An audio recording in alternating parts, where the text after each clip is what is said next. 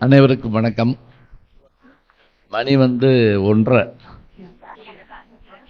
இது உங்களுக்கு சொல்லல, நான் எனக்கு சொல்லிக்கிறேன். ஏன்னா 1:30 மணிக்கு எம்பிட்டு பேசணுமோ தம்பி அப்படித்தான் பேசணும் அப்படின்னு நான் முதல்ல எனக்கு சொல்லிட்டு அப்புறம் தான் நான் ஆரம்பிக்கணும்.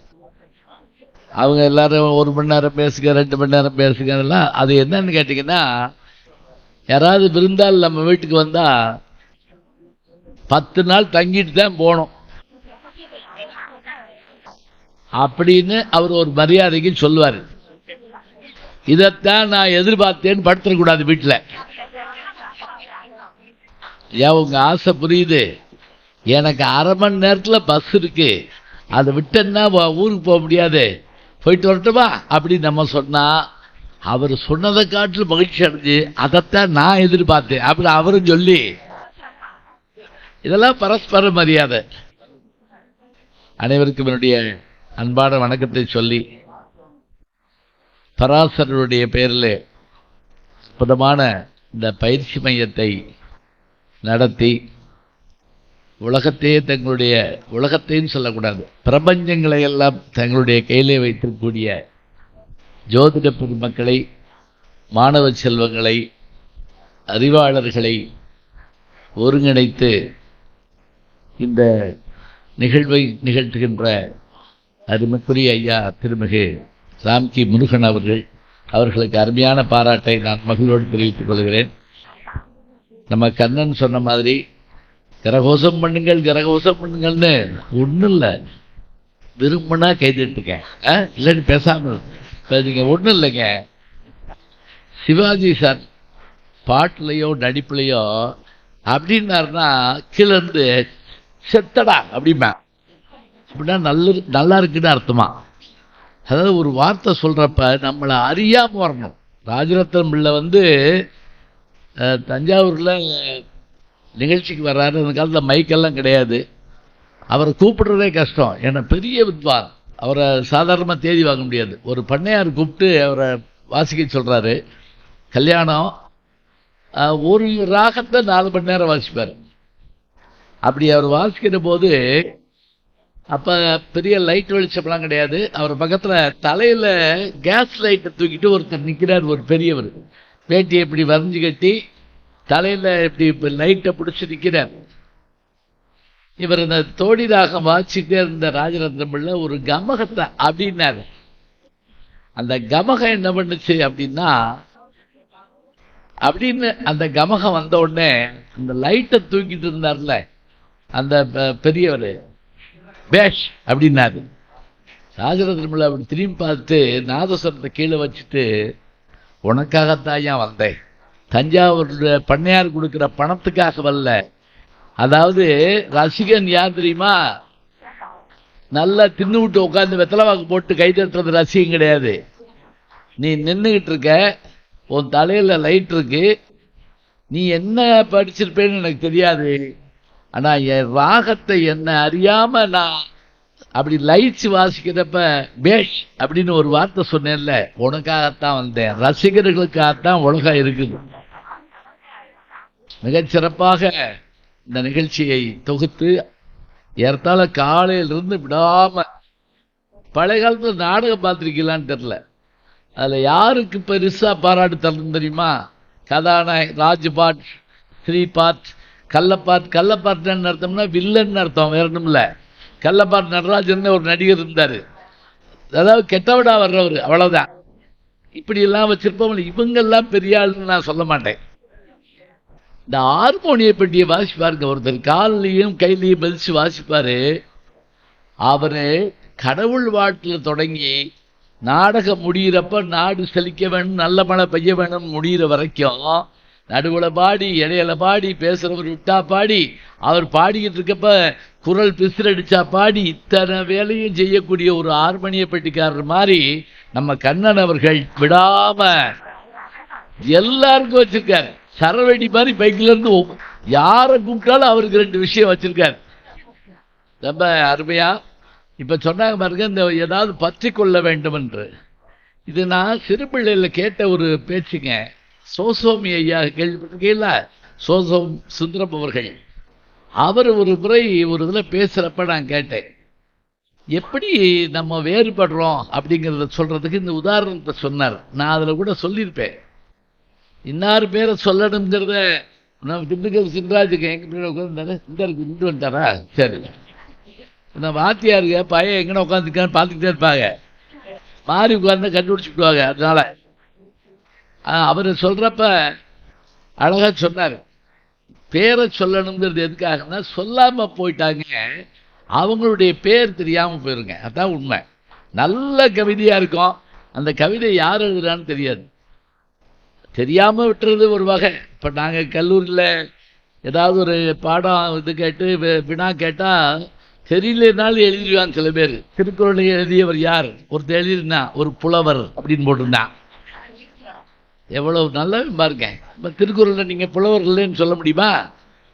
அப்போ இப்படி எழுதக்கூடாது, ஓரளவுக்காவது ஒட்டி வரணும். அதுக்காக இங்கே இந்த நிகழ்வு இவ்வளவு சிறப்பாக நடைபெறுவதற்காக ஒரு பாரம்பரியமான கல்லூரியை தந்து, இடத்தை தந்து, 1000 பணிகள் அவருக்கு இருந்தாலும் கூட அந்த பணிகளுக்கு இடையிலே சிறப்பான ஒரு சொற்பொழிவையும் தந்து சொன்னார் பாருங்க, ஜோதிடம் என்பது அறிவியலா? இல்லை, அதற்கு மேலும் அப்படின்னார். சூப்பர் சயின்ஸ் அவர் வார்த்தையை பயன்படுத்துறீங்க. ஐயா முதல்வர் ஐயா சுரேஷ் அவர்கள் கவனிச்சிக்கலான்னு தெரில, கவனிச்ச மாதிரி தெரில, அதுவும் தெரியுது எனக்கு. எல்லாத்தையும்லாம் கவனிக்க முடியாது சொல்லக்கூடாதுங்க, எல்லாத்தையும் நீங்கள் கவனிக்க வேண்டாம், ஏதாவது ஒன்றை கவனிக்க போதும். 1 மணி நேர பேச்சில் ஒரு செய்தி அதை வாங்கிட்டீங்கன்னா போதும். அழகா சொன்னார். அதே போல் இங்கே மேடையில் விட்டிருக்கக்கூடிய பெருமக்கள் அத்தனை பேரும், அவங்களுடைய பேரெல்லாம் சொல்கிறது தான் நேராகும், இருந்தாலும் இந்த நூல் வெளியிட்ட பெருமக்கள், ஐயா சண்முகவேல் அவர்கள் எங்கே இருக்காரு, முன்னாடி விட்டாரா, நெகிழ்ந்துட்டாருங்க. அப்படியே பேசிட்டு வர்றப்ப கண்ணு கலங்கிடுச்சு, அவருக்கு குரல் தழுதல் திருச்சு. ஏன்னா எவ்வளவு கடினமான பணிகளை செஞ்சிருக்கிறாரு.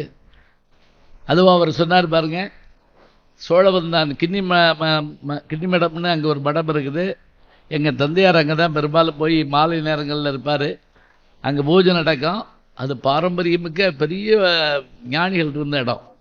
கண்ணசாமியார் என்கின்ற அண்ணாமலை பல்கலைக்கழகத்தினுடைய முதுபெரும் தமிழாசிரியர் சிவபிரகாச சுவாமிகள், இதே போல் அரசன் சண்முகனார் படித்தது அங்கே தான்.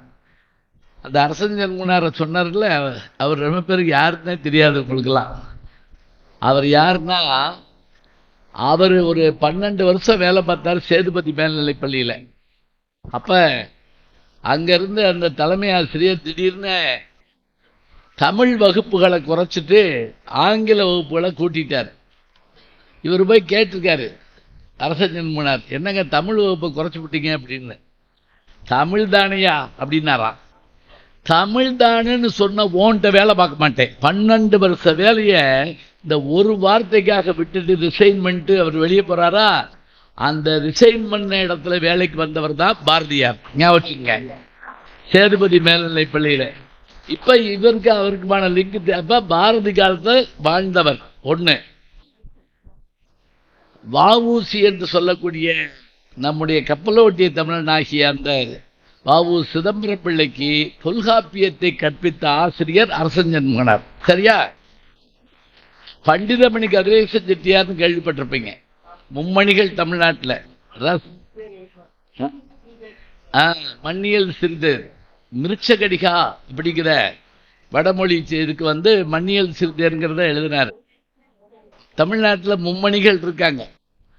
அந்த மும்மணிகளில் ஒருவர் யாருன்னு கேட்டால் கவிமணி தேசிய விநாயகம் பிள்ளை. தோட்டத்தில் மேயுது வெள்ளை பசு, அங்கு துள்ளி குதிக்குது கண்டுகுட்டி படிப்போம்ல அவர். 2வது மணி யாருன்னு கேட்டால் ரசிகமணி டி.கே. சிதம்பரநாதன் முதலியார்.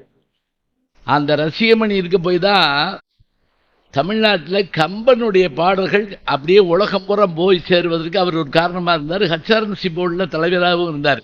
தென்காசியில் அவர் வீட்டுக்கு ராஜாஜி அவங்க வீட்டில் சாப்பிடுவாருங்க. கல்கி அங்கே இருப்பார். ரசிகமணி சிதம்பரநாதன் முதலியார். அவர் தான் ஒரு முறை கேட்டாராம், ஒரு ஆங்கிலேய மந்திரி கேட்டாராம், வாட் இஸ் யுவர் கல்ச்சர், உங்கள் இந்தியாவுடைய கல்ச்சர் என்னன்னு கேட்டுக்கார். What is your culture? ரொம்ப இயல்பாக சொன்னார், அக்ரிகல்ச்சர் இஸ் அவர் கல்ச்சர் அப்படின்னாரா. எங்களுக்கு என்ன கல்ச்சர்? எங்களுக்கு விவசாயம் தான் கல்ச்சர். எங்களுடைய கலையெல்லாம் எல்லாம் அவர் தான் கவிமணி பண்டிதமணி ஐயா சொன்ன மாதிரி கதிரேச செட்டியார் வடமொழியும் தமிழ் மொழியும் மிகச்சிறப்பாக தெரிந்தவர். அவரை ஒரு கல்லூரி உருவாக்க சொல்லி உடனிருந்து அதை இப்போ சொன்னாங்கல்ல, நீங்கள் ஒன்றை உருவாக்குங்க, நான் இருந்து வகுப்பெடுக்கிறேன்னு இங்கே இருந்த பல பேர் சொன்னாங்கல்ல, அது மாதிரி அவரை ஒரு கணேசர் செந்தமிழ் கல்லூரியை உருவாக்க சொல்லி அங்கே பல்லாண்டு காலம் ஆசிரியராக போய் பணி செய்தவர் யாருன்னு கேட்டால் சோழவந்தானூர் அரசஞ்சன் முனார் தான். அது மட்டும் இல்லை, இலங்கையில் அவர் இருக்கக்கூடிய தமிழறிஞர்களுக்கு அவர் தெரியும். இலங்கையில் ஒரு மாநாட்டுக்கு இவரை கூப்பிட்டாங்களா, யார சண்முக பிள்ளை அவர்களை, அரசஞ்சன் முனாரை. அவர் அப்போல்லாம் உங்களுக்கு தெரியும், திருச்சியில் டிக்கெட் எடுக்கலாமுங்க. எங்கே யாழ்ப்பாணம் போகிறதுக்கு திருச்சி ரயிலில் டிக்கெட் எடுக்கலாம். போட் மெயில்னு ஒன்று இருக்கும். அந்த போட் மெயில் ஏறினா தனுஷ்கோடி வரைக்கும் ரயிலில், தனுஷ்கோடியிலேருந்து வெள்ளைக்காரன் கப்பலில் இலங்கைக்கு போகலாம். டிக்கெட் அது வரைக்கும் கொடுப்பாங்க, தண்ணிக்கும் தரைக்குமா சேர்த்தே கொடுப்பாங்க. இவர் போய் இறங்குறார். இவர் அப்படிலாம் பெருசாக புலவருக்குரிய இதோடலாம் இருக்க மாட்டார். ஒரு மேல் துண்டு வேட்டி. இவரை வரவேற்க பெரிய மாலையோடு காத்திருக்காங்க. யாருன்னு தெரில. அப்போல்லாம் இந்த மாதிரி கிடையாது. இப்போ எடுத்த உடனே இப்படி ஒரு செல்ஃபி எடுத்து நான் தான் அது அப்படின்னு போட்டுறாங்க. நீ தான் யாருன்னு யாருக்கும் தெரியாது, ஆனால் நான் தான் அதுன்னு போட்டுருவாங்க. அவர் இறங்கினா வந்திருக்கவங்களுக்கு தெரியலை. அதில் ஒருத்தர் கேட்டாரா, நீங்கள் அரசஞ்சன் மூணாரான்னு கேட்டிருக்காங்க. எங்கேருந்து வர்றீங்க அப்படின்னு இருக்காங்க. யாமது உரையோம் அப்படின்னாரா. யாமது உரையோம் அப்படின்னு என்ன அர்த்தம்? நான் அதை யாம் அது உரையோம், புரியுதா? சரின்ட்டு வந்துட்டாங்க. அதுக்குள்ள ஒருத்தர் ஒடியாந்து, யோ அவர் தான் அரசஞ்சன் இருந்தாரு, என்ன சொல்றாரு? யாம் மதுரையோம் அப்படிங்கிறாரு. யாம் மதுரையோம், நான் மதுரைக்காரனா. கூப்பிட வர்ற ஆளுக்கு சரியா அனுப்பிவிடலன்னு இது குழப்பமாய் போகும். நான் ஒரு தடவை ஈரோடு போயிருந்தப்ப 30 வருஷத்துக்கு முதல்ல ஒரு பள்ளிக்கூடத்தில் பேச போயிருக்கேன். காலையில் வண்டி போய் நின்றுச்சு. எல்லாரும் போயிட்டாங்க, நான் நின்றுட்டு இருக்கேன். பனி கொட்டுது. என்னை கூப்பிடுறதுக்கு ஒருத்தரையும் காணோம். அங்கேருந்து இன்னொரு 20 கிலோமீட்டரில் ஒரு பள்ளிக்கூடத்துக்கு போனோம். நின்றுக்கிட்டே இருந்தேன். அப்புறம் போய் குளிர் தாங்க முடியாமல் உட்காந்தேன். ஸ்டேஷன் மாஸ்டர் கேட்டார். அப்போ அவருக்கும் தெரியாது நீ யாருன்னு. என்னங்க யாரும் கூப்பிட இல்லையா? ஆமாம், உட்காந்துருங்க, வந்தால் பார்ப்போம்னு. அப்புறம் கொஞ்சம் கழிச்சு ஒருத்தர் என் பக்கத்தில் உட்காந்தாரு.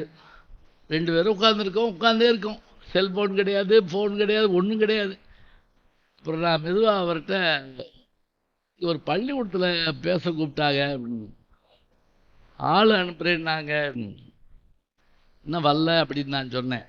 அது நான் தான் அப்படின்னார் அவர். அவன் குறவழியை பிடிச்சி புள்ளாம போட்டுருந்துச்சு. எனக்கு குளிரில் 1.5 மணி நேரமாக உட்காந்துருக்கேங்கிற. வந்த ஸ்டேஷன்லேயே வேற மனித சஞ்சாரமே. நான் தான் வந்திருக்கேன். ஆள்கிட்ட கேட்கப்படாதா? ரயிலில் இருந்தே இறங்குறேன். நான் தான் கேட்குறேன் அவர்கிட்ட. அது நான் தான். ரொம்ப நன்றி, உடனே மாதிரி ஆள் அனுப்பினா தான் நான் உருப்படியாக ஊருக்கு போய் சேருவேன். இதில் சில பேர் வேற ஆளை கூட கூப்பிட்டு வந்துடுவாங்க.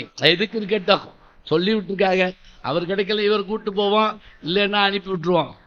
இதெல்லாம் உண்டு. இங்கே இந்த அற்புதமான கல்லூரி அழகா சொன்னாங்க. சூரியநாராயண சாஸ்திரின்னு சொல்லக்கூடிய பரிதிமார் கலைஞர் இந்த மதுரை பள்ளி, இந்த கல்லூரியாகிறதுக்கு முன்பாக மதுரைக்கு பள்ளி தான் இருந்தது.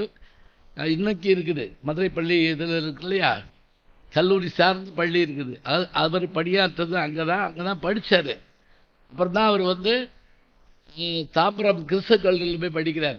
அவர் தாங்க முதல்ல தமிழ் செம்மொழின்னு சொன்னவர் யாருன்னு கேட்டால் மதுரைக்காரர் தான். ஞாபகம். இந்த கல்லூரிக்கு எத்தனை பெருமைங்கிறது நம்ம சொல்லணும்னு இல்லை, அத்தனை பெருமையுடைய இந்த கல்லூரியை நமக்கு கொடுத்து எப்போ கொடுக்குறாங்க தெரியுங்களா? இந்த அருமையான சோதிட பயிற்சி மையத்தை நடத்துவதற்கு இடம் தந்து, இந்த மாநாட்டையும் நடத்துவதற்காக எனக்கெல்லாம் இவங்க எல்லாரும் பேசுகிற போது என்ன நினைப்போம் தெரியுமா? நியாயப்படி இது ராஜா முத்தியாமன்ற மாதிரி. இப்போ இது ஒரு நாற்றாங்கால் அப்படி வச்சுக்கோங்க. நாற்றாங்கால் ராஜா முத்தியாமன்றத்தில் இதை நடத்தணும். ஒரு நாள் இல்லை, 3 நாள் நடத்தணும். ஒவ்வொரு ஆளும் அரை மணி நேரம் பேசணும், 1 மணி நேரம் கேள்வி கேட்கணும். ஞாபகம் வச்சுக்கோங்க, கேள்வி கேட்கணும். மேல்நாட்டில் நம்ம பேசி முடிக்கிறதுக்கான டைம் 20 நிமிஷம்னா 10 நிமிஷம் என்ன தெரியுமா? Question answer, interaction.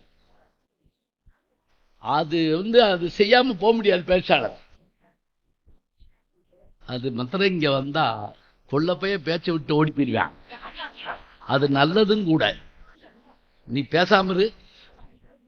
வகுப்புலையே 40 நிமிஷம் 40 நிமிஷம் வகுப்புன்னு சொன்னா 20 நிமிஷம் பாடம். 20 நிமிஷத்துல 10 நிமிஷமாவது கேள்வி கேட்கணும். ஆனால் அதுக்கு வாய்ப்பு இல்லை. நாங்கள் நடத்தி முடிச்ச உடனே ஒரே ஒரு கேள்வி கேட்போம், எனி டவுட் அப்படிமோ. அங்கிருந்து ஒரே ஒரு பதில் தான் வரும், நோ டவுட். எல்லாம் புரிஞ்சாலும் நோ டவுட், ஒரு மண்ணும் புரியலன்னாலும் நோ டவுட். ஆனால் அது கேள்வி கேட்கணும். இதான் என்னுடைய மாணவர் ஜெயபிரகாஷ் உட்கார்ந்துருக்கிறார், தினகரன் பத்திரிகையாளர், மூத்த பத்திரிகையாளர். அவர் தான் இந்த நிகழ்ச்சியில் நான் கலந்துக்கிறதுக்கு பெரிதும் காரணமாக இருந்தவர். ஐயா அவர்களை எங்கள் வீட்டுக்கே கூட்டிகிட்டு வந்தார் அவர். இன்னைக்கு நான் என்ன கஷ்டப்பட்டு வந்திருக்கேங்கிறது அவருக்கு தெரியும், அவருக்கு தெரியும். கஷ்டப்பட்டுனா நான் நடந்து மரம் வெட்டியெல்லாம் வரல, புலியோட சண்டை போட்டு சிங்கத்து வாயை அப்படிலாம் ஒன்றும் இல்லை. 2 படம் ஷூட்டிங்கு. முந்தா நாள் தான் நான் வந்தேன் மலேசியாவிலிருந்து. நேற்று என்னன்னா கொம்பு சிவின்னு ஒரு படம், இந்த ரஜினி முருகன் வருத்தப்படாத வாலிபசங்க எடுத்தாங்கல்ல, அந்த படத்தோட கதாநாயகன் யாருன்னு கேட்டால் விஜயகாந்தோட பையன், அவர் சண்முக பாண்டியன். அந்த படம் அதில் நான் நீதிபதி நடிக்கிறேன். நேற்று டப்பிங் டேட்டு. நேற்று போய் ஒரு 3 மணி நேரம் இந்த டப்பிங்கை முடிச்சுட்டு, அப்புறம் நேற்று என்னுடைய துணைவியார் அவங்கெல்லாம் இப்போ சொன்னாங்கல்ல, என்னுடைய மனைவி அவங்களுக்கு பிறந்த நாள். அந்த பிறந்தநாளை கொண்டாடிட்டு இரவு 11 மணிக்கு மேலே காரில் புறப்பட்டு அதிகாலை 6 மணிக்கு ஒரு 2 மணி நேரம் தூங்கிட்டு, அவங்க சொன்ன மாதிரியே அரை மணி நேரத்தில் போயிடலாம்னார் ஜெயபிரகாஷ். நம்பி வந்தேன், அரை மணி நேரத்தில் போயிடலாம் அப்படின்னு வர்றீங்க, எப்படின்னு போகிறீங்க அப்படின்னாரு. ஆனால் நான் அப்படி போயிருக்க முடியாதுங்க. இந்த பேச்சை விட்டுட்டு நான் போவேனா சொல்லுங்க பார்ப்போம். இவ்வளவு நல்ல பேச்சை, ஏன்னா இவங்க பேசுகிற எல்லா செய்தியுமே எனக்கு புதுசு தான். நான் பார்க்குற உலகம் வேறு, நான் படிக்கிற உலகம் வேறு. இப்போ நான் லண்டன் போயிருந்த போது எங்கே போனோம் தெரியுங்களா? ஷேக்ஸ்பியருடைய வீட்டுக்கு போயிட்டு வந்தேன். எப்படி நம்ம கம்படம் சொல்கிறோமோ அது மாதிரி எப்படி வச்சுருக்காங்க தெரியுங்களா? அவர் வாழ்ந்த மாதிரியே அந்த வீட்டை வச்சுருக்காங்க. 10 நிமிஷத்தில் வந்துடுவார், உட்காருங்க அப்படிங்கிற மாதிரி வச்சுருக்காங்க. இங்கே சொல்ல முடியுமா? பாரதியார் வீடு போனவரை இடிஞ்சு விழுந்துச்சுங்கிறாங்க, உத்தரம் கீழ் வந்துச்சுங்களா. நல்லா தான் வச்சுருந்தோம், நடுவில் மழை வந்துருச்சு, நம்ம என்ன பண்ணுறது? அப்படி வச்சுருக்காங்க. இந்த வட்டம் சார்ல்ஸ் டிக்கன்ஸ், ஆங்கிலத்தில் மிகப்பெரிய எழுத்தாளர், அவருடைய வீட்டுக்கு போயிட்டு வந்தேன். ஷெர்லாக் ஹோம்ஸ், அவர் ஆளே இல்லைங்க, அவர் ஒரு பாத்திரம், வந்தியத்தேவன் மாதிரி துப்பறியும் நிபுணர். ஆர்தர் கெனான் டாயில்னு அந்த ஆசிரியர் எழுதுனா பாத்திரம்.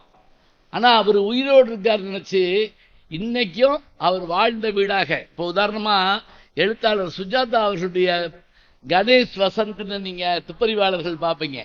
அவங்க எங்கே இருக்காங்க, அவங்க ஆஃபீஸ்னா தம்புச்செட்டி திருன்னு எழுதுவார் சுஜாதா. நான் பலமுறை அந்த கல்வெடியை பிறப்ப கேட்பேன், இது எங்கே இருந்திருப்பாங்க, எந்த அடையாளமும் இல்லைங்க. ஆனால் ஷெர்லாக் ஹோம்ஸ்க்கு அங்கே இடம் வச்சுருக்காங்க, அந்த வீடு வச்சுருக்காங்க. அவர் போட்ட சட்டை இருக்குது. அதில் ஒரு ஆச்சரியம் என்ன தெரியுங்களா? அவர் வாழ்ந்தது 800 சொச்சங்கள், 900க்கு முன்னாடியே இருந்திருக்காரு. அது பின்னாடி நிறைய படமாக வந்துச்சு. ஒரு ஆச்சரியம் பார்த்தேன், ஒரு புத்தகம், அந்த புத்தகத்தில் இப்படி அட்டையை பறக்கணும்னா ஒரு துப்பாக்கி வைக்கிற மாதிரி அது குடையப்பட்டிருக்குங்க.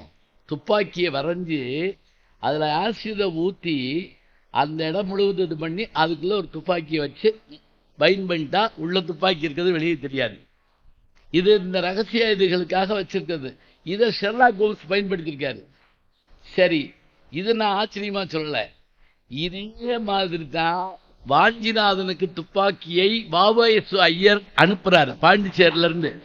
வாஞ்சிநாதன் யார் தெரியுமா? வஉசியை அது செக்கிழுக்க வைத்த அந்த திருநெல்வேலி கலெக்டர் ஆஸ்துரை. இதே மாதிரி அந்த புத்தகத்தை அனுப்புறாங்க. இது எப்படி இவருக்கு தெரியும்னு பார்த்தா, இவர் லண்டன் ஹவுஸ்ல வாவஎஸ் ஐயர் படிச்சிருக்கிறாரு. அப்ப அங்க போய் இதை பாக்குறாங்க. எப்படி லிங்க் பாருங்க.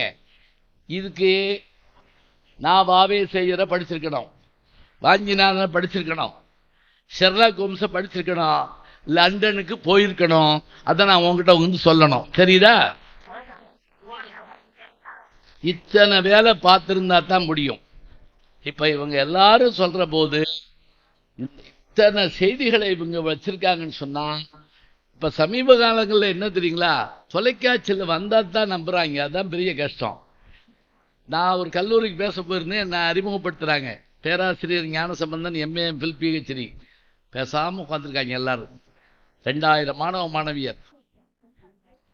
இவர் தியாகராசர் கல்லூரியில் 30 ஆண்டுகள் பணிபுரிந்தார். அதனால இப்ப என்ன போடுது, 30 புத்தகங்கள் எழுதிட்டு போறேன். 65 பேர் இவர்கிட்ட எம்ஃபில் பட்டவன் வாங்குற. என்னையா அது பெரிய தொல்லை. 16 பேர் பிஹெச்டி பட்டவன். வேலை இல்லையா? இவர்தான் ரஜினி முருகனில் சிவகார்த்திகேயனுக்கு அப்பா எந்திரிச்சுப்பா அப்படி கைதட்டுறான். அதுக்குள்ள இன்னொரு அடுத்த வார்த்தை சொல்றாங்க, இவர் தான் பிகில் படத்துல நயன்தாராவுக்கு அப்பா மயக்கம் போட்டு விழுந்துட்டாங்க. அந்த மகானா நீங்க? ஏழை முட்டாப்பளை. நான் இன்னொரு வரைக்கும் எம்ஏ, எம்பிள், பிஹெச்டி, வாத்தியாரு, புத்தகம் எழுதினேன். ஒன்றும் கவலைப்படாம உட்கார்ந்து நான் குறையா சொல்லலைங்க. நான் அங்கிருந்து இங்க வந்தாதான் என்ன தெரியும்னு சொன்னா நான் என்ன செய்யறது? சொல்றது பாருங்க. இப்ப நான் படிச்சால் அப்படி இல்லைங்க. இவங்க எல்லாம் படிச்சிருக்காங்க. இவங்களுடைய அறிவுக்கெல்லாம் இவங்களுக்கு ஒவ்வொருத்தருக்கே என்ன கொடுக்கணும்? அரசாங்கம் டாக்டர் பட்டம், கலைமாமணி விருது கொடுக்கணும். என்ன காரணம் தெரியுமா? ஜோதிடத்தை பல பேர் நம்புறதில்ல, அதை மூட நம்பிக்கைன்றாங்க. நான் இன்னும் கூட ஒரு வேண்டுகோள் உங்களுக்கு வைக்கிறேன். இந்த டிபேட் நிகழ்ச்சியிலலாம் நீங்க போற போது அது நேரலையா இருந்தா மாத்திரம் ஒத்துக்குங்க, தயவு செஞ்சு. நேரலை என்ன தெரியுமா? லைவ். நேரலையா ஏன்னு சொல்றேன்னா, எடிட் பண்ணி உங்களை ஒரு சாதாரண ஆளு கேள்வி கேட்கிறான், ஏதாவது ஒரு சம்பந்தமே இல்லாத ஒரு கேள்வி கேட்கிறான். இதுக்கு நீங்க அருமையான பதில் சொல்றீங்க. இப்ப அவங்க அது ஓடணும்னா என்ன செய்ய தெரியுமா? பதில போட மாட்டாங்க. அந்த கேள்வியை பத்திரம் போட்டு நீங்க திணற மாதிரி காட்டுவாங்க. நமக்கு வருத்தமா இருக்கும். ஐயா என்னடா அது. அப்புறம் அவர்கிட்ட நான் ஒருத்தர் பேசுறேன், போன் பண்ணி, என்னங்க அதுக்கு பதில் சொல்ல வேண்டியது என்ன அப்படின்னு. ஆட நான் சொன்னேங்க, அதை போடாம விட்டாங்க. இப்ப என்ன பண்றீங்க தெரியுதா? இப்ப நேரலை மாத்திரம் அப்படியே லைவ்ல. ஆனா அது என்ன தெரியுங்களா, அதுக்கு வாய்ப்பு இல்லை. அதுக்கு வாய்ப்பு இல்லைன்னு என்ன செய்யணும்? இப்ப நீங்க எல்லாரும் சொன்ன மாதிரி யூடியூப் வச்சிருக்கீங்களா, சேனல் வச்சிருக்கீங்களா, அதுல செய்யுங்க. அதை நீங்க சொல்லுங்க, மறுத்தா மறுக்கட்டும். பார்த்தீங்களான்னு தெரியல, ஒரு 4 நாளைக்கு முதல்ல பெரிய புராணத்தை ஒருத்தர் எம்பிட்டு கேவலமா பேசியிருக்கான் தெரியுமா? பெரிய புராணம்ங்கிற நம்முடைய சேக்கிலார் எழுதின 12ஆம் திருமுறையை தன்னுடைய வாய்க்கு வந்தபடிலாம் பேசுறான். நான் என்ன சொல்றேன், கருத்தை தெரிவிக்க உரிமை விட்டுங்க, ஆனால் பிறர் மனம் நோக்க சொல்லலாமா? சொல்லுங்க பார்ப்போம். நான் நகைச்சுவை சொல்றப்ப அந்த நகைச்சுவை யாரையாவது கேள்வி பண்ணா கூட அவனும் சேர்ந்து சிரிக்கிற மாதிரி இருக்கணுங்க. நகையுள்ளும் இன்னாங்கிறார் திருவள்ளுவர். நீ சிரிப்பு காட்டுற கூட நீ அடுத்த கேள்வி பண்ணி சிரிப்பு காட்டாதப்பா. உன்னைய வேணா நீ கேள்வி பண்ணிக்கோ, அதுக்காக மற்ற ஆளையெல்லாம் கேள்வி பண்ணலாமா? இப்ப நம்ம சொல்றோம், நான் எப்படி சொல்லுன்னு தெரியுமா? உட்கார்ந்து கேட்கிற இடம் எல்லா இடமும் இருக்காதுங்க. இப்ப கல்யாண வீட்டுல என்னை பேச கூப்பிடுறாங்க, அது ஒரு தற்கொலை முயற்சி மாதிரி. யாரு பேச்சையும் யாரும் கேட்க மாட்டாங்க. அங்க போய் என் கையில் மைக்க கொடுத்து பெரியோர்களே தாய்மார்கள்னு சொன்னா போதும். இப்ப சமீபத்தில் திருச்சியில் ஒரு கல்யாணத்துக்கு போயிருந்தேன். 3000 பேர் வந்திருந்தாங்க. நான் தான் பேச்சாளர். 3000 பேர் பேசிக்கிட்டு இருந்தாங்க, நான் உட்கார்ந்துருந்தேன். அதனால இனிமே கல்யாண வீட்டுக்கு போகக்கூடாதுன்னு முடிவு பண்றதுக்குள்ள இன்னொரு கோஷ்டி வந்து நீங்க வந்து பேசணும்.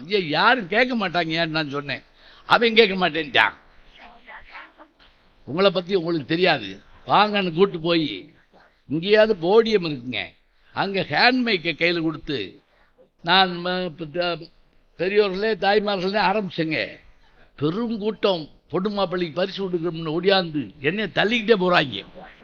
இங்கிட்டு இல்லை அங்கிட்டு இல்லை, பேச்சாளருங்க எவனும் பார்க்கல. நான் விடலை. தமிழ் படிச்சவன் பாருங்க, இங்கே 10 பாட்டு, அங்கே 8 தொகை, அங்கே குறுந்தொகை. ஏன்னா பெருந்தொகை வாங்கிட்டேன் பேசுறதுக்காக. அதுல ஒரு அம்மா, வயசான அம்மா வந்து என் முதுக தட்டி அந்த ரூமுக்குள்ள போய் பேசியா ஒருத்தருமே இல்லை அப்படி சொல்லிச்சு. அதனுடைய நல்ல மனத்தை பத்திகளா?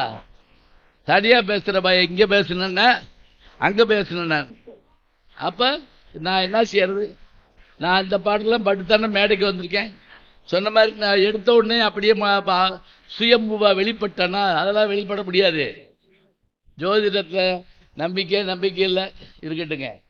எங்க அப்பா என்ன சிவரத்தியமா அப்படிங்க, ஐயா மருத்துவத்தோட சொன்னீங்கல்ல, உடல் நலம் இல்லைன்னு முதல்ல வைத்தியரை கூப்பிடுறாரு இல்லையாங்க, ஜோதிடரை கூப்பிடுறாருங்க. எங்க அப்பா காலத்துல ஜோசியரை வந்து பார்க்க சொல்லிட்டு அப்புறம் தான் எங்க போவாரு, மருத்துக்கு போவாருங்க. இந்த பறவைகள் சொன்னீங்கல்ல, பெறப்படுறப்ப ஒரு நிமிஷம் நின்றுட்டு திரும்பி வருவார். என்ன பாருங்க கேட்பேன். இல்லை காக்கா கட்டுது அப்படிம்பார். காக்கா கட்டுதுன்னு நினைக்கிறீங்களா? அது இடமிருந்து வளம் போனாலும் வளமிருந்து இடம் போனாலும் அதுக்கு ஒரு பலன் உண்டு. ஆச்சரியம். இது அவர் மட்டும் சொல்லல, பெரிய புராணத்தில் வருது. கண்ணப்ப நாயனார் உணவுகளை எடுத்து போற போது அவன் கூட வர்றவன் சொல்றான், காக்கை வளம் போகுது அண்ணே அப்படிங்கிறான். அப்படின்னு என்ன அர்த்தம்? ஏதோ கெட்ட செய்தியா இருக்கும் போல் இருக்குன்னு அர்த்தம். என்ன கெட்ட செய்தி? சிவபெருமான்கள்ல ரத்தம் வருது. ஆனா அது மூலம்தான் அவருக்கு பெரிய லாபம் வந்தது, அது வேற விஷயம். இப்ப நினைச்சு பாருங்க, இத ஒரு வினாடி அப்படி பார்த்த உடனே தெரிஞ்சுக்கலாம். அடுத்து நான் இன்னைக்கு இவ்வளவுலாம் பேசுறேன்ல, என்னளவு ஃபெயிலாடமே உலகத்துல யாரும் இல்லை தெரியுமா உங்களுக்கு? நம்பவே மாட்டீங்க. அப்படி ஃபெயிலாட. ஏன் காரணம்? நான் படிக்காமல்லாம் இல்லைங்க, நல்லா படிப்பேன், அதெல்லாம் இருந்துச்சு. பியூசி ஆரம்பித்த போது நான் இங்கே தேராஜ காலேஜ் வந்து படிக்க வர்றேன். வந்தபோது அப்போதான் எம்ஜிஆர் கட்சி ஆரம்பித்தார். மொத்தம் 35 நாள் தான் காலேஜ் நடந்துச்சு. நான் தினம் தூக்கி சட்னி சோறு கொண்டு போயிட்டு வீட்டில் வந்துப்பேன். காலேஜ் இல்லை. என்னன்னா என்னை சயின்ஸ் குரூப்பில் போய் சேர்த்து விட்டாங்க. Physics, chemistry, botany, zoology 4 paper. Tamil English pass பண்ணிட்டேன். பியூசியில் 4 பேப்பர் எழுதணும். 4 பேப்பர் எழுதுறது ஈஸி நீங்கள் நினைக்காதீங்க. 4க்கு 8 பேப்பர். Theory 4, practical 4. 8 பேப்பர் ஆச்சா? இதில் அடுத்து ஒரு சோதனை என்னன்னா, கெமிஸ்ட்ரியில் ஃபெயில் ஆகிருப்பேங்க, சுவாலஜி எழுதணும். பாட்டனி ஃபெயில் ஆகிருப்பேன், ஃபிசிக்ஸ் எழுதணும். அதெல்லாம் பாஸ் பண்ணியிருப்பேன். அது எங்களுக்கு தெரியாது. ஆமா, 8 பேப்பர் அட்டமத்தில் சனிம்பாங்கல்ல, எனக்கு தான். இப்ப எல்லாம் நல்ல வேலை, எது போச்சோ, எந்த பேப்பர் போச்சோ அது எழுதினா போதும். இனி அடுத்து எந்த கேள்வி போச்சோ அது மட்டும் எழுதினா போதும். ஏன்னா மற்ற கேள்வியெல்லாம் ரைட் தாங்க. நம்ம முதல்ல ஒத்துக்கிட்டார் ரைட் தான் அப்படின்னு சொல்லி 12 கேள்வியில இப்ப சில பேர் கொஸ்டின் பேப்பர் வாங்கின உடனே ஃபெயில்னு கண்டுபிடிப்பாங்க தெரியுமா உங்களுக்கு? வாங்கின உடனே ஃபெயிலு. ஆனா போய் ரீவேல்யூஷன் படம் கட்டுவாங்க. எப்படி தைரியம் பாருங்க. இருக்கட்டும். இப்ப நான் இந்த பாடுபட்டு பரீட்சை பூராதாகி அப்புறம் இடையில வேலைக்கு போய் சும்மா இருக்க வேண்டான்ட்டு கடைசியா அந்த குரூப்பை மாற்றி எது தேர்ட் பார்ட்மெண்ட்டை மாற்றி படிக்கலாம்னு மாற்றி பரீட்சை எழுத போகிறப்ப 2 பரீட்சை எழுதியாச்சு. இன்னும் ஒரு பேப்பர் இருக்கு ஃபிசிக்ஸ். இது இல்லை, அதே வருது ஃபிசிக்ஸ். 8 தடவை எழுதுனா அப்புறம் வராமல் என்ன செய்யும்?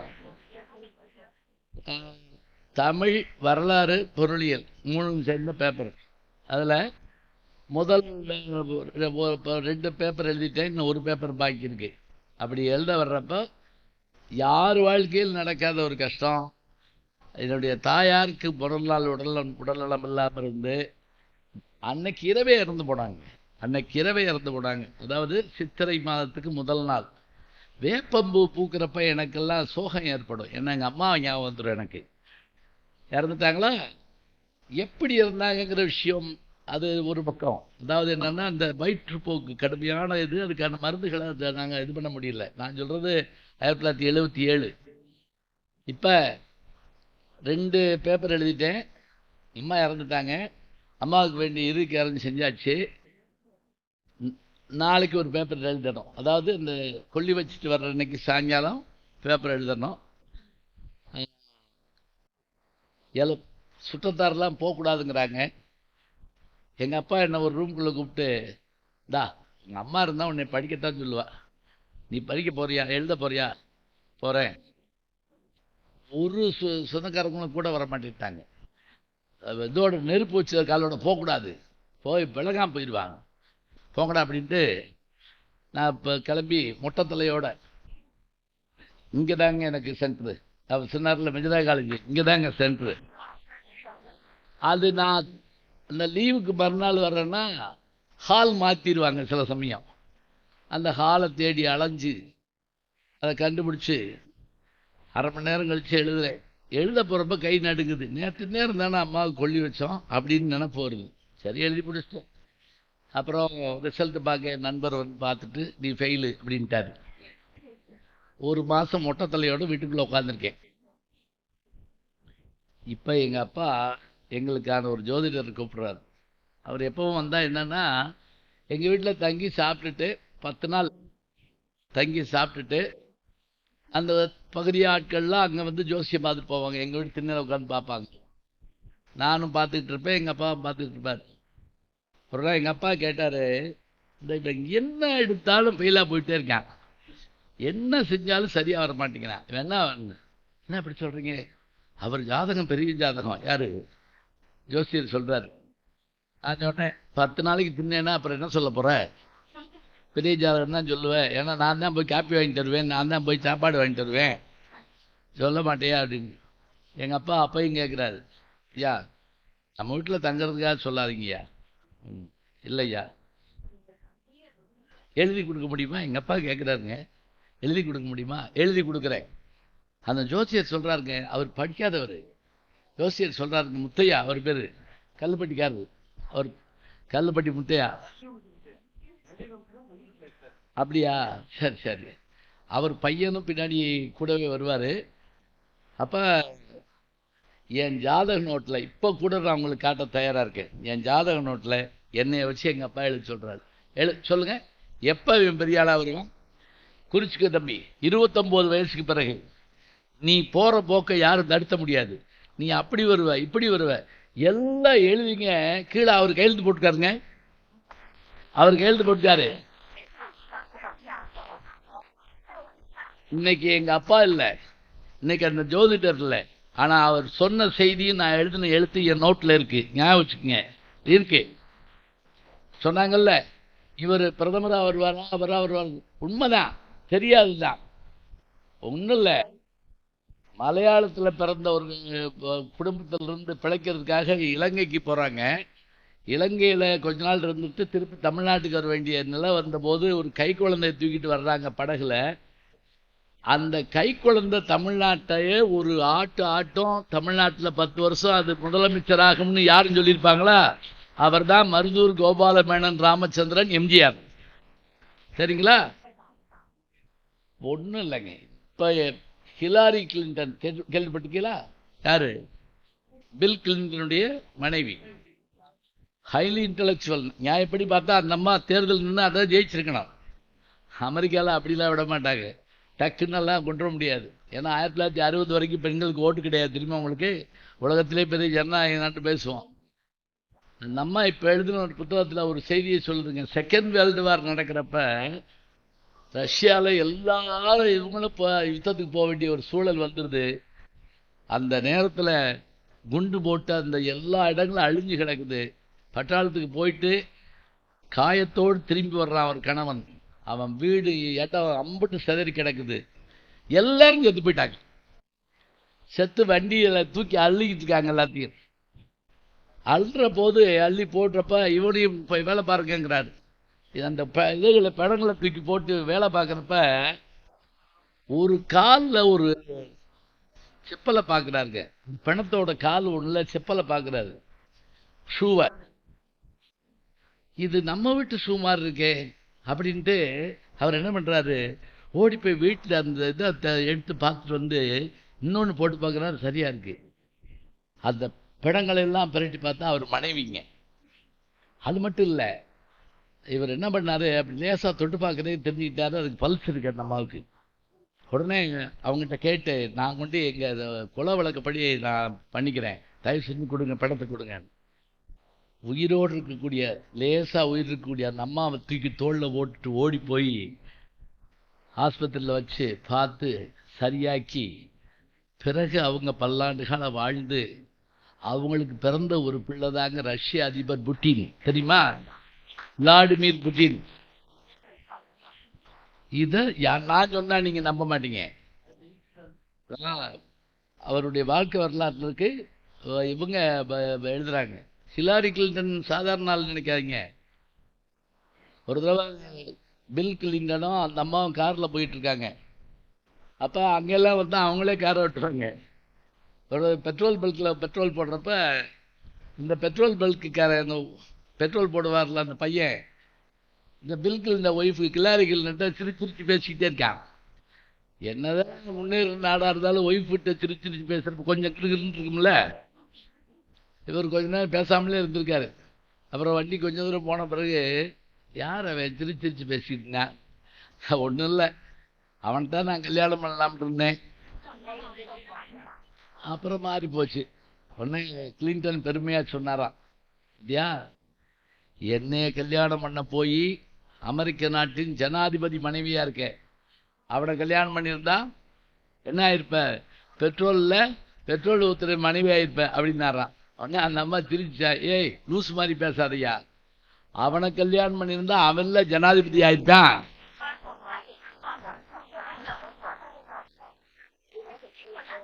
அப்படியான ஒரு இன்டலெக்சுவல்.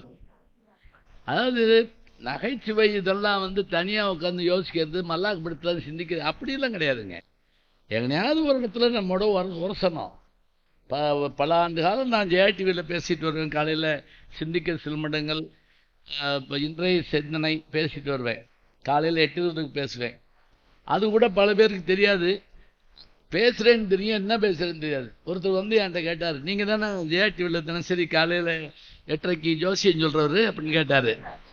நான் சொன்னேன், அவர் 8:45 வருவார், நான் 8:30 வருவேன், ரெண்டும் ஒன்று தான் அப்படின்னா. சரின்ட்டு நான், பரவாயில்லைங்க. ஒரு தடவை என்கிட்ட ஏர்போர்ட்டில் ஒருத்தர் வந்து கையை காமிச்சிட்டாரு, பார்த்து சொல்லுங்க அப்படின்னாரு. அவர் என்னை ஜோசியராகவே நம்பிட்டாரு. பார்த்தேன், என்ன செய்யறதுன்னு தெரில. எப்படி இருக்குன்னு கேட்டார். நல்லா இருக்கு அப்படின்னேன். ரொம்ப நன்றின்னாரு. சரின்னே போயிட்டாரு. அவர் யாரும் தெரியாது, நான் யாரும் தெரியாது. நல்லா இருக்குன்னு சொன்னேன்ல, அது போதும். அவருக்கு ஏதோ விமானத்தில் பயந்துட்டு இருப்பார் போட்டு. இந்த காலையில் சொல்லிட்டு இருந்த நேரத்தில் ஒரு தடவை சென்னைக்கு போனேங்க. புரசாவகத்தில் நண்பர் வீட்டுக்கு போனேன்.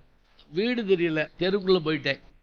யார்ட்டையாவது கேட்போம்ட்டு ஒரு வீட்டு இதில் பெரிய கண்ணாடி டோர் போட்டுருந்துச்சு. கேட்டை திறந்து உள்ளே போய் கண்ணாடி டோரு, உள்ளே ஒரு அம்மா லேண்ட்லைனில் பேசிகிட்டு இருக்காங்க.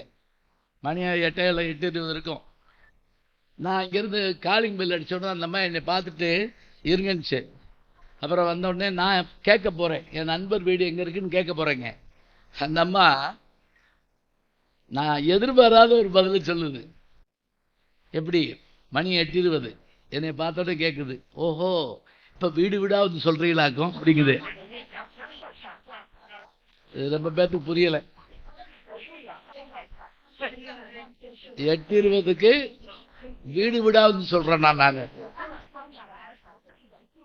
மணி 8:20 எப்பவும் ரேடியோவில் தொலைக்காட்சியில் சொல்லிட்டு இருப்பாரா?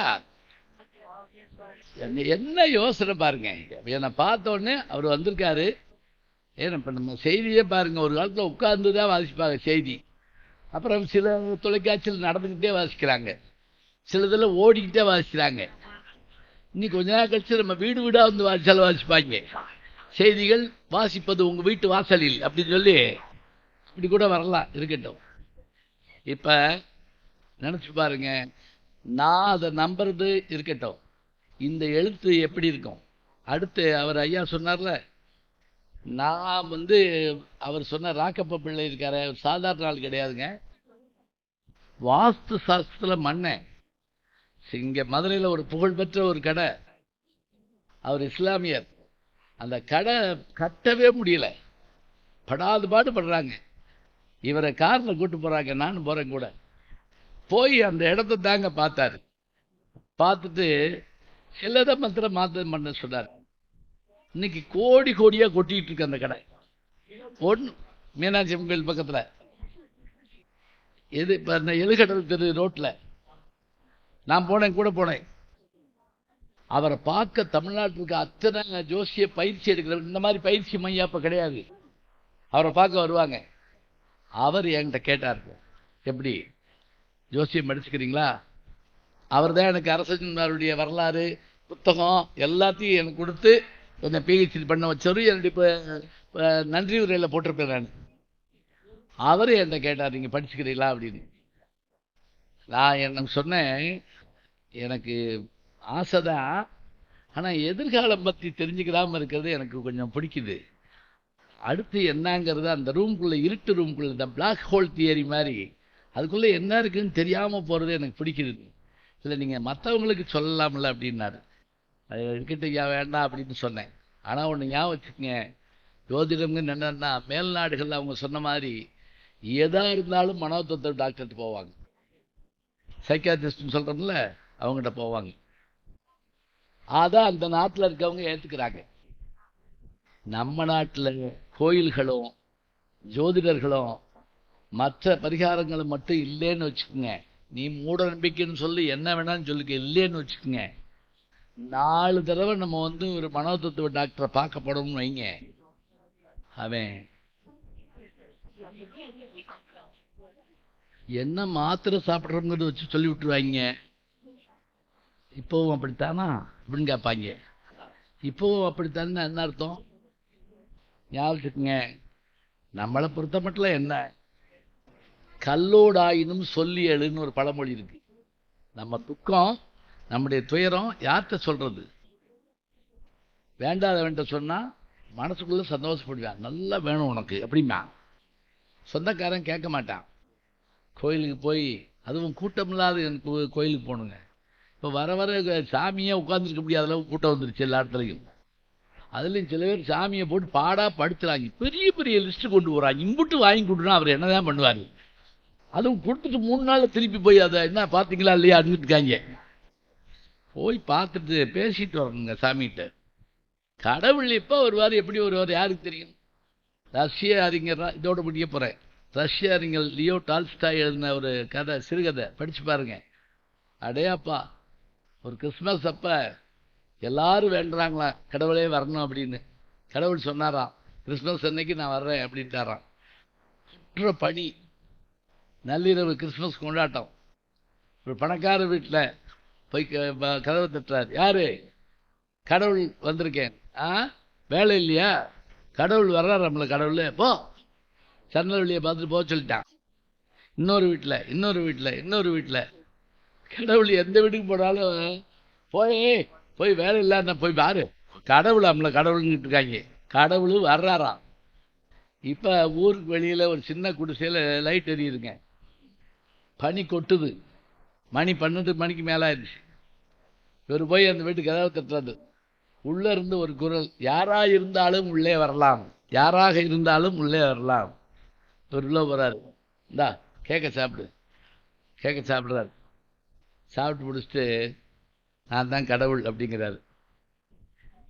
நீங்கள் வர்றப்ப எனக்கு தெரியும், நீங்கள் உள்ள வர்றப்ப எனக்கு தெரியும், நீங்கள் தான் கடவுள். எப்படின்னு கேட்குறாரு கடவுள். இரவு 12 மணிக்கு இந்த ஏழை வீட்டை தேடி உங்களை தவிர வேறு யாருங்க வரப்போறா? கடவுள் மட்டும்தாங்க வருவார். லியோ டால்ஸ்டாய், காந்தியடிகளுக்கு குரு, ஞாபகம் வச்சுக்கங்க. ஏழை மனதை மாளிகையாக்கி இரவும் பகலும் காவியம் பாடு, நாளை பொழுதை இறைவனுக்கு அளித்து நடக்கும் வாழ்வில் நிம்மதி தேடு, உனக்கும் கீழே உள்ளவர் கோடி நினைத்து பார்த்து நிம்மதி நாடு, மயக்கமா கலக்கமா மனதிலே குழப்பமா வாழ்க்கையில் நடுக்கமா. கண்ணாசன் யாருன்னு கேட்டீங்கன்னா, இதெல்லாம் நமக்கு கொடுத்து ஆறுதல் சொல்றோம். அவர் ஒரு கடவுள் தாங்க. படைப்பதனால் என் பேர் இறைவன். அவரே சொல்றாரு, தாவிய தாயின் இளைய மகன், காதல் பெண்களின் பெருந்தலைவன், மானுட ஜாதியில் தனி மனிதன் படைப்பதனால் நான் என் பெயர் இறைவன் சொன்னார்னா, இந்த வரிகளை சொல்ற போது நமக்கு என்ன ஒரு மகிழ்ச்சி. சொன்னார்ல, பல நூல் படித்து நீ எறியும் கல்வி, பிறர் நலம் நினைத்து நீ வழங்கும் செல்வம், பிறர் உயர்வினிலே உனக்கு இருக்கும் இன்பம், இவை அனைத்திலுமே இருப்பதுதான் தெய்வம். பாசமுள்ள பார்வையிலே மனிதன் கடவுள் வாழ்கிறான், அவன் கருணையுள்ள உள்ளத்திலே கோயில் கொள்கிறான்னா இதோ என்ன தெய்வம். வேற என்னங்க? எம்ஜிஆர் படங்கள்ல அவர் கடவுள் நம்பிக்கை இல்லைன்னா சொல்லுவாங்க. அப்படிலாம் கிடையாது. அவர் சொல்ற கடவுள் வித்தியாசமான கடவுளா இருக்கும். அதான் பொருள் கொண்ட பேர்கள் மனம் கொள்வதில்லை, தரும் கைகள் தேடி பொருள் வந்ததில்லை, மனம் என்ற கோயில் திறக்கின்ற போது அழைக்காமல் அங்கே தெய்வம் வந்து சேரும். இதுதான் உண்மை.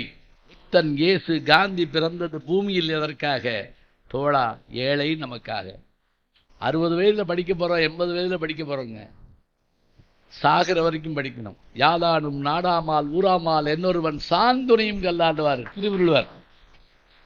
படிச்சா உனக்கு எல்லாரும் சொந்தக்காரன்டா, படிச்சா எல்லாரும் சொந்தம்டா, அப்புறம் ஏன்டா நீ சாகிற வரைக்கும் படிக்காம இருக்க? யாரு? திருவள்ளுவர். நம்ம ஊர்ல என்ன செய்வாங்க தெரியுமா? அதை அப்படியே அடிப்பாங்க. பாடை ஏறினும் ஏடது கைவிடேல், பாடை ஏறினும் ஏடது கைவிடேல். இப்பதாங்க இந்த ஐஸ் பெட்டிகளை வச்சு நம்மளை அவமானப்படுத்துறாங்க. இல்லைன்னா எப்படி தெரியுமா இருக்குங்க? கிராமத்துல எல்லாம் ஒரு சேர்ல உட்கார வச்சு, கிடந்த கோலம் கிடையாது, அமர்ந்த கோலம் தான், தலையில உருமா கட்டி கண்ணாடி போட்டு கையில் ஒரு புஸ்தகம் கொடுத்துருப்பாங்க. என்ன அர்த்தம் தெரியுமா? படிச்சுட்டு இருக்கப்போ உயிர் போயிடுச்சான். அவர் கையெழுத்தே போட தெரியாது. இருக்கட்டும், கையில புத்தகம் இருக்குது, அப்ப மரணம் வருது பாருங்க. அதான் உண்மை. யாதானும் நாடா 11 துணையெழுத்து உள்ள திருக்குறள் எழுது. விட்டாம போயிட்டா. நீ ஏன்டா படிக்கிறத விட்டுட்டு நீ பேசாம இருக்க சொல்றாங்கன்னு சொன்னா, அது போல இன்றைக்கு படிப்பவர்கள் நாளைக்கு படிப்பவர்கள். இன்னைக்கு காலையில பேப்பர் பார்த்தா தான் எனக்கு அன்னைக்கு சாப்பாடு ஓடும்னா அது ஒரு வகையான நோயா கூட இருக்கட்டும்ங்க. படிக்கிறதுங்கிறது அந்த ரைட்டு 3 மணிக்கு வந்தா கூட ஒரு புத்தகத்தை பரட்டிக்கிட்டு இருப்பேன். என் மனைவி கூட கேட்பாங்க, இந்நேரத்தில் என்னங்க படிக்கிறீங்க அப்படின்னு சொல்லி. நேரம்னு இல்லை, நம்மளால படிக்க முடியுதுல்ல, அதுதான்.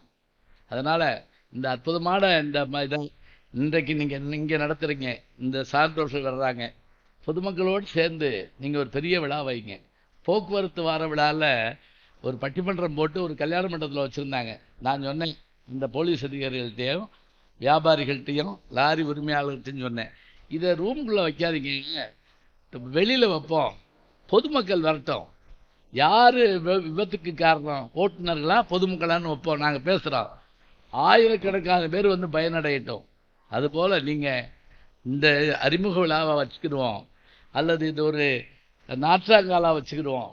பின்னாடி பெரிய இடத்துல இந்த மாநாட்டை நடத்துங்க, 3 நாளைக்கு நடத்துங்க, எல்லாரும் வரட்டும், இறை அருள் கைகூடும்.